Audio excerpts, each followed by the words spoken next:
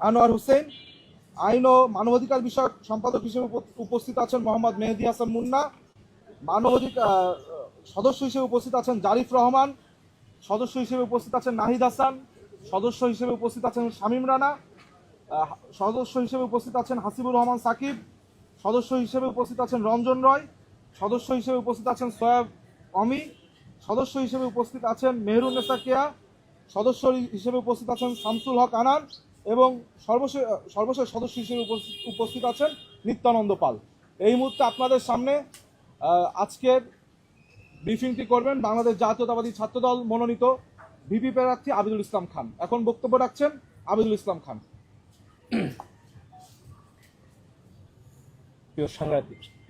প্রিয় সাংবাদিক বৃন্দ, আমার ভাই ও বোনেরা, শুরুতে আমার সালাম গ্রহণ করবেন। আসসালামু আলাইকুম। আমরা একটা দীর্ঘ বছর পরে একটি ঐতিহাসিক অনুভূতির সাক্ষী আমরা, এবং ঢাকা বিশ্ববিদ্যালয় কেন্দ্রীয় ছাত্র সংসদ নির্বাচন অনুষ্ঠিত হতে যাচ্ছে আগামী 9 সেপ্টেম্বর। তারই ফলশ্রুতিতে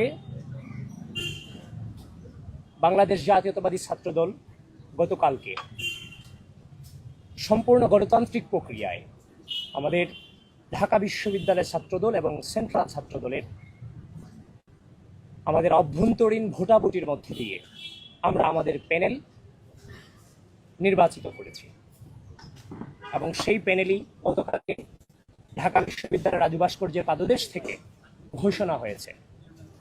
সেখানে ইতিমধ্যেই আমার সেই প্যানেলের মনোনীত জেনারেল সেক্রেটারি আপনাদের সামনে কারা কারা উপস্থিত আছেন সেগুলো আপনাদেরকে বলেছেন। প্রিয় বন্ধুগণ, গতকাল আমরা যে সূচনা করেছি, বাংলাদেশের ইতিহাসে কোন ছাত্র সংসদ নির্বাচনে এই ইতিহাস বিরল যে তার সংগঠনের অভ্যন্তরীণ নেতাকর্মীদের ভোটাভুটির মধ্য দিয়ে তারা তাদের প্রার্থী নির্ধারিত করেছে। মানে আপনি একটি গণতান্ত্রিক প্রক্রিয়ার নির্বাচনে যাওয়ার আগে আপনার অভ্যন্তরীণ ভোটাভুটির মধ্য দিয়ে সেই প্রার্থীগুলোকে নির্বাচিত করা হয়েছে। এটা বাংলাদেশের ইতিহাসে নিঃসন্দেহে বিরল। সুতরাং ঢাকা বিশ্ববিদ্যালয়ের ইতিহাসে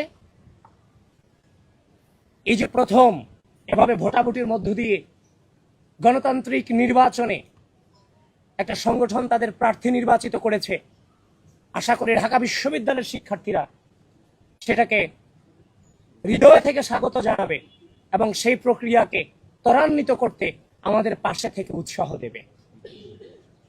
এবং সবসময় আমাদের পাশে থেকে ঢাকা বিশ্ববিদ্যালয়ের শিক্ষার্থীরা সে উৎসাহ দিয়েছে বলেই আমার সংগঠন এত বড় সিদ্ধান্ত নিতে পেরেছে। প্রিয় বন্ধুগণ, আমাদের এই প্যানেলে আমরা যথেষ্ট অন্তর্ভুক্তিমূলক প্যানেল করার চেষ্টা করেছি। আমাদের এই প্যানেলে ক্রীড়াবিদ থেকে শুরু করে তারপর আদিবাসী যারা আছেন আদিবাসী যারা এসেছেন, আবার তাদেরকে এমন না যে আমরা কোটা এখানে নিয়ে আসছি। আমাদের যে চিমচিমা চাকমা যিনি আছেন, আপনারা দেখেছেন ইতিমধ্যে কত সুন্দর সে ফুটবল খেলে, সুতরাং যোগ্যতার ভিত্তিতে এখানে এসেছে। তারপর হচ্ছে যে আপনার সাংস্কৃতিক ব্যক্তিত্ব, তারপর হচ্ছে যে বিশেষ করে হচ্ছে যে বিশেষ চাহিদা সম্পন্ন যারা আছেন, সামগ্রিকভাবেই আমরা হচ্ছে যে মেয়েদের আমাদের বোনদের ব্যাপারে আমরা প্রায়োরিটি দিয়েছি। তারপর হচ্ছে যে আরো যে ব্যাপারগুলো, মানে একটা প্যানেলকে ইনক্লুসিভ করার জন্য যত গুণাবলী সম্পন্ন প্রয়োজন, সেই গুণাবলী সম্পন্ন ব্যক্তিদেরকে নিয়ে আমরা সেই প্যানেল নির্ধারিত করেছি। এবং আরেকটা জিনিস আপনারা অবাক হবেন, অন্যান্য যে প্যানেলগুলো আপনারা দেখেছেন সেই প্যানেলগুলোতে তাদের সংগঠনের প্রেসিডেন্ট সেক্রেটারি কিন্তু ভিপিজিএস এজিএস এ এসেছেন, যে জিনিসটা থেকে বাংলাদেশ জাতীয়তাবাদী ছাত্রদল পুরোপুরি আলাদা। আমরা আমাদের জায়গা থেকে আমাদের যারা সংগঠনের প্রেসিডেন্ট সেক্রেটারি যারা আছেন তারা কিন্তু ইচ্ছা করলেই ভিপিজিএস এজিএস হতে পারতেন, কিন্তু তারা বর্তমান পরিবেশ পরিস্থিতি এবং ঢাকা বিশ্ববিদ্যালয়ের শিক্ষার্থীদের চাহিদা অনুযায়ী তারা তাদের জায়গা ছেড়ে দিয়ে তাদের নিজেদের মধ্যে একটি নির্বাচন প্রক্রিয়া সম্পন্ন করে তারা তাদের জুনিয়রদেরকে সামনে এনেছেন এবং শিক্ষার্থীদেরকে নেতৃত্ব দেওয়ার জন্য সেই সুযোগ তারা করে দিয়েছেন, যার কারণে বাংলাদেশ জাতীয়তাবাদী ছাত্রদলের প্যানেলটা অন্যান্য সকল সংগঠনের প্যানেল থেকে সম্পূর্ণ আলাদা। তারপর আমরা গতকালকে যখন আমাদের প্যানেল ঘোষণা হয়েছে, ঘোষণা হওয়ার পর আমরা আমাদের মনোনয়নপত্র জমা দিয়েছি।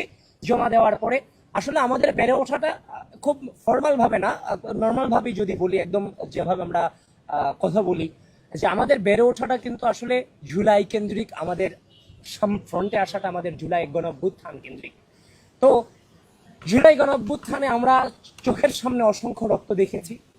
এখনো যে আমি আপনাদের সামনে এই সংবাদ সম্মেলনে বসে আছি, আসলে এখনো আমার মনে হচ্ছে হয়তো বা আমি কোনো কবরে ঘুমাচ্ছি।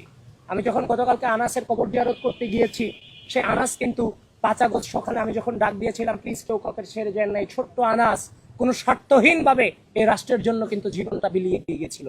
আজকে আমি আপনাদের সামনে বসে আছি, সেই আনাসদের রক্ত, শাহাদিকদের রক্ত, এই জুনায়েদদের রক্ত, এই যে হচ্ছে ওয়াসিমদের রক্ত, আবু সাইদদের রক্ত, মীর মুগ্ধের রক্ত, হাজারো হাজারো শহীদদের রক্তের বিনিময়ে কিন্তু আপনাদের সামনে এখন বসে আছি। সুতরাং এই শহীদদেরকে ধারণ করে, অহন করে কিন্তু আজকে আমরা আপনাদের সামনে কথা বলছি, যার ফলশ্রুতিতে গতকালকে যখন আমাদের প্যানেল ঘোষণা হয়েছে, আমরা মনে করেছি যে যাদের রক্তের বিনিময়ে আজকে আমরা এই জায়গাতে এসেছি তাদেরকে স্মরণ করাটা আমার প্রয়োজন। যার ফলশ্রুতিতে আমি আনাসের কবর, জুরাইন কবরস্থানে ছিল, আমরা আনাসের কবর জিয়ারত করেছি, আমরা ওখানে গিয়ে অনুভব করেছি, এবং তাদের যে ইচ্ছা ছিল, আকাঙ্ক্ষা ছিল, সেটাকে ধারণ করেই আমরা সামনে অগ্রসর হব। যার ফলশ্রুতিতে সেখানে আমরা শহীদদেরকে স্মরণ করার চেষ্টা করেছি। তারপরে দেখেন আমাদের প্যানেলে আরেকটা জিনিস আপনারা দেখতে পারবেন যে আমাদের হচ্ছে যে ভিসি চত্বরে 15 জুলাই ছাত্রলীগের সন্ত্রাসীদের কর্তৃক যে বর্বর হামলা হয়েছিল, সেই হামলাতে কিন্তু আমিও সেদিন ভিসি চত্বরে মারাত্মক ইনজুর্ড হয়েছিলাম। আমার সাথে মায়েদ আছে, মায়েদও সেদিন ইনজুর্ড হয়েছিল। তো সেদিন কিন্তু একটা ঘটনা আমাদেরকে অত্যন্ত কাঁদিয়েছে, গোটা বিশ্বকে কাঁদিয়েছে, যে আমাদের ছোট বোন তন্নির ঘটনাটা। তন্নিকে যখন রক্তাক্ত অবস্থায়, তন্নি যখন লাঠি হাতে দাঁড়িয়ে, মানে কুজো অবস্থায় দাঁড়িয়েছিল, তার মুখ দিয়ে যখন রক্ত পড়ছিল, গোটা বাংলাদেশ তন্নির এই রক্তে গোটা বিশ্ব কিন্তু হচ্ছে যে একটা হচ্ছে যে প্রতিবাদী কণ্ঠ জারি করেছিল।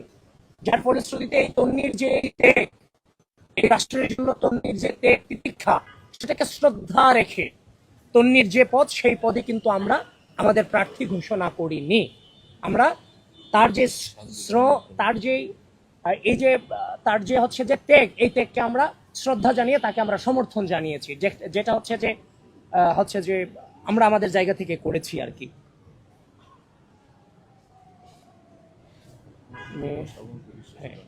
জি, এবার যে হচ্ছে যে আমাদের যে প্যানেল, এই প্যানেলের গণঅভ্যুত্থানের উপর আমাদের যথেষ্ট ঋণ আছে।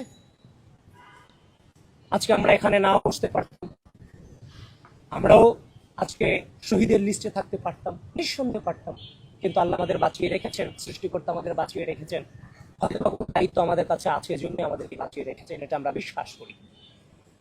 তো এই 24-এর যে চেতনা, 24-এর চেতনা অপশাসন, স্বৈরশাসন এবং মানুষের মুখ চেপে ধরার বিরুদ্ধে এক দীর্ঘ আপোষহীন সংগ্রাম। এই সংগ্রামটা কিন্তু কেউ এককভাবে করেনি, এই সংগ্রামটা সামগ্রিক শক্তিগুলো মিলে করেছে। তো এই সংগ্রামের চেতনাটাকে তখনই অক্ষুণ্ণ রাখা যাবে যখন এই সংগ্রামের সামগ্রিক শক্তিগুলোর মধ্যে পারস্পরিক শ্রদ্ধা, স্নেহ, সহানুভূতি, সহমর্মিতাগুলো যখন বিরাজমান থাকবে, তখনই কিন্তু এই চেতনাকে অক্ষুণ্ণ রাখা যাবে। ইতিমধ্যে সেই চেতনাকে কিন্তু অনেকটাই ভুলুণ্ঠিত করা হয়েছে, কিন্তু বাংলাদেশ জাতীয়তাবাদী ছাত্রদল যে প্রক্রিয়ার মধ্য দিয়ে আজকে আমরা এই জায়গাতে এসেছি, আপনারা বিশ্বাস রাখতে পারেন এই গণঅভ্যুত্থানের চেতনা আমরা সম্পূর্ণভাবে ধারণ করি এবং ভবিষ্যৎ ধারণ করব।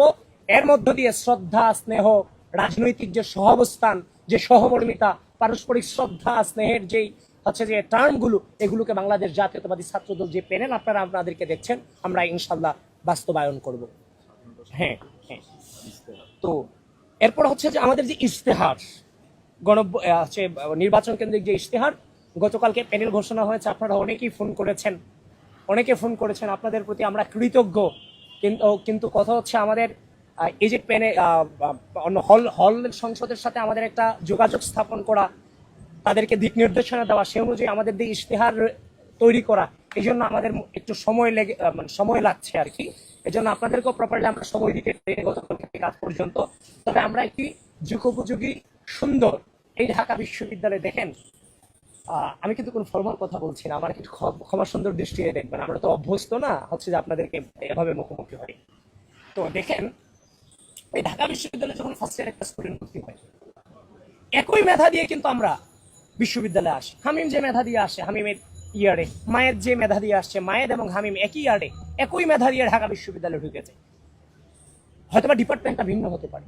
তো ঢাকা বিশ্ববিদ্যালয়ে আসার পরে দুই বন্ধুর মধ্যে একজন হয়ে যাচ্ছে জুলুমকারী, আরেকজন হয়ে যাচ্ছে মজলুম, শুধুমাত্র রাজনৈতিক প্রভাবের কারণে।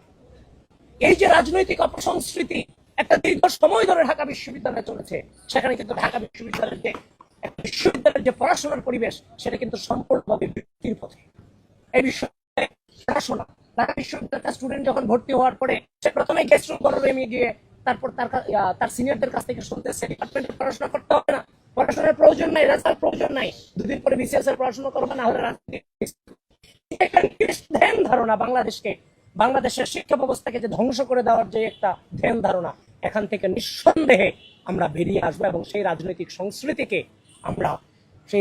সংস্কৃতিকে আমরা মূলোৎপাটন করব। আমাদের সম্পূর্ণ যখন ইশতেহার আসবে সেখানে খুব স্পষ্টভাবে আপনারা দেখতে পারবেন, কিন্তু এর আগে যে জিনিসগুলো আমাদের ইশতেহারে আসতে যাচ্ছে, গণরম গেস্টরম কালচার চিরতরে এই ঢাকা বিশ্ববিদ্যালয়ের মাটি থেকে মূলোৎপাটন করা হবে। ক্যান্টিনে ফাও খাওয়া থেকে শুরু করে রাজনৈতিক যে অপসংস্কৃতিগুলো ছিল বিরাজমান, সেই রাজনৈতিক অপসংস্কৃতিগুলো চিরতরে মূলোৎপাটন করা হবে। এবং ঢাকা বিশ্ববিদ্যালয়ের স্টুডেন্ট ফার্স্ট ইয়ারে ঢোকার পরে বিশ্ববিদ্যালয়ে তার পড়াশোনা, রেজাল্ট, গবেষণা, সহশিক্ষা এবং পরিপূর্ণ ব্যক্তিত্ব সম্পন্ন এবং দেশপ্রেমিক হিসেবে গড়ে তোলবার জন্য যা যা প্রয়োজন বাংলাদেশ জাতীয়তাবাদী ছাত্রদল তার দিকে ফোকাস করবে। এবং একটা স্টুডেন্ট যখন ঢাকা বিশ্ববিদ্যালয়ে প্রবেশ করে, একটা মধ্যবিত্ত এবং নিম্ন মধ্যবিত্ত পরিবার থেকে যখন সে উঠে আসে, তার বাবা মা তার খরচ সেভাবে চালাতে পারে না।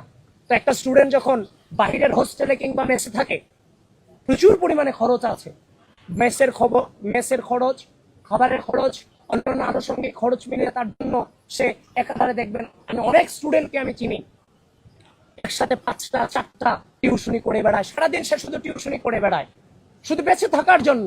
তার একটা স্টুডেন্ট যখন ঢাকা বিশ্ববিদ্যালয়ে ভর্তি হওয়ার পরে 4 থেকে 5টা টিউশনি যখন ফার্স্ট ইয়ারে টানা করে বেড়ায়, তাহলে সে কখন প্রপারলি তার ডিপার্টমেন্টে সময় দিবে, কখন সে তার ডিপার্টমেন্টের রেজাল্ট ঠিক রাখবে?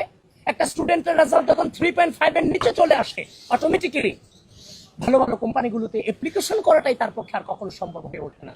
সুতরাং আমি আমার স্টুডেন্টদের জন্য, আমরা আমাদের স্টুডেন্টদের জন্য একটা মানসিক প্রশান্তি দিয়ে যেন সে বিশ্ববিদ্যালয়ে বসবাস করতে পারে, তার পড়াশোনা চালিয়ে রাখতে পারে, সেটার জন্য আবাসন ব্যবস্থার যে একটা সমস্যা, সেটা পরিপূর্ণ আবাসিক বিশ্ববিদ্যালয়ে রূপান্তর করার জন্য আমাদের হচ্ছে যে কিভাবে বলবো, এটা পরিপূর্ণ আবাসিক বিশ্ববিদ্যালয় রূপান্তর করার জন্য সবচেয়ে বেশি প্রচেষ্টা থাকবে এবং ফোকাস থাকবে আমাদের ওই দিকটাতে। দেখেন, এই বিশ্ববিদ্যালয়ে কিন্তু আমি চিরকালের জন্য বসবাস করতে আসি নাই, চিরকালের জন্য কিন্তু বসবাস করতে আসিনি। আমি এখানে আসছি, একটা টেবিল দরকার, আমার একটা মাথার উপরে ছাউনি দরকার, যেখানে বসে আমি পড়াশোনাটা কমপ্লিট করে রেজাল্টটা নিয়ে বেরোয় আমি গিয়ে বাংলাদেশকে লিড করতে পারি। ব্যাপারটা তো তাই। আমাকে কেন বিল্ডিং দিতে হবে? আমার যদি সামর্থ্য না থাকে, আমি টিনের চাল দিয়ে আমার স্টুডেন্টের জন্য আমি পড়ার ব্যবস্থা করব বিশ্ববিদ্যালয়ের নিরাপত্তার মধ্য দিয়ে। আমার বিল্ডিং করার জন্য আমার একটা স্টুডেন্ট বাহিরে থাকবে, সে প্রেসারে থাকবে, সেই ধারণা থেকে অবশ্যই বেরিয়ে আসতে হবে এবং সেটা বেরিয়ে আসবো ইনশাআল্লাহ। সুতরাং